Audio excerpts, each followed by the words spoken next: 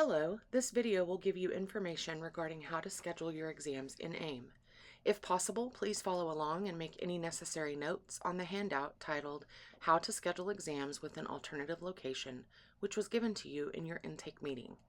After viewing this video, please direct any questions to sds.exams@ttu.edu. Before scheduling any of your exams, it is your responsibility to submit your accommodations requests, or LOAs, to your instructors using the AIM system. Once you have sent those requests, you must reach out to your instructors to schedule a meeting with them to discuss the implementation of your accommodations.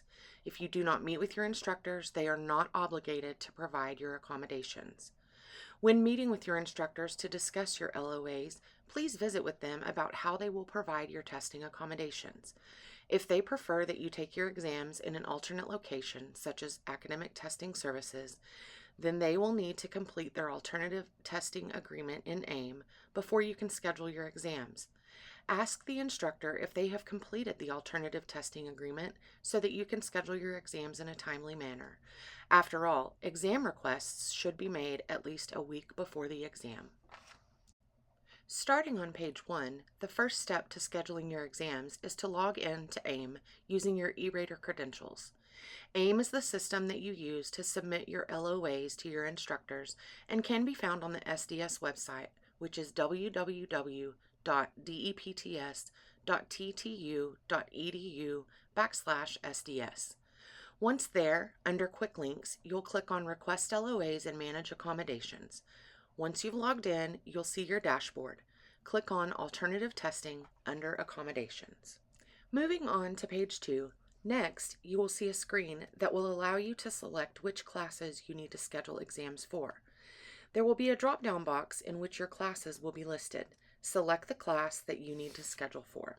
If you do not see the class you need to schedule your exams for, then that means your instructor still needs to complete the alternative testing agreement. Please send them an email to remind them to complete this step. Continuing on to page 3, you will see a drop-down box where you can choose the exam you need to schedule. Likely, you will see 2 midterm exams and a final exam. Once you choose which one you're scheduling for, you will see that your instructor has entered the start time of the exam. They have also made note in the system of how much time is allowed for students that are taking it without accommodations. This is where you will select the accommodations that you need for the exam. If you are selecting extra time, the system will add your extra time to the time allotted by the instructor. It will give you a start and end time. Page 4 will show you what to do if there is a scheduling conflict with the time of your exam. If using your extra time accommodation for the exam is going to cause you to be late to your next class, you will need to change the start time to an earlier start within reason. For example, if the exam is starting at 10 o'clock and ending at 11:15, but your next class begins at 11 o'clock, you may need to change your start time to 9:15 to ensure that you make it to class on time. It is imperative that you add a note explaining why you are changing your time. A good note for this situation might read, I had to change my start time because using my extra time accommodation will make me late to my next class. Furthermore, for our evening testers, you will be taking your exams at SDS, and our building closes at 9 p.m. If the instructor has entered a start time of 7 p.m. and you have 3 hours to take the exam because you have the time and a half accommodation, the system will list your end time as 10 p.m. That is not doable. So you will need to change your start time to 6 p.m. to ensure you are finished by 9 p.m. Again, it is imperative that you enter a note as to why you are changing your start time. Do not change the start time to any earlier than necessary. Moving on to page 5, it is extremely important that you repeat these scheduling steps with the rest of the exams that are listed for that class. Please do not wait until another time to do this.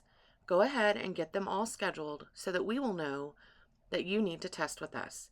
Remember, the policy is that exams need to be scheduled a week before the exam, so please do not put this off.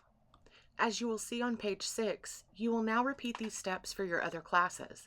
Again, if your classes are not listed for you to be able to schedule your exams, then it is your responsibility to reach out to your instructor to ask that they please complete their alternative testing agreement.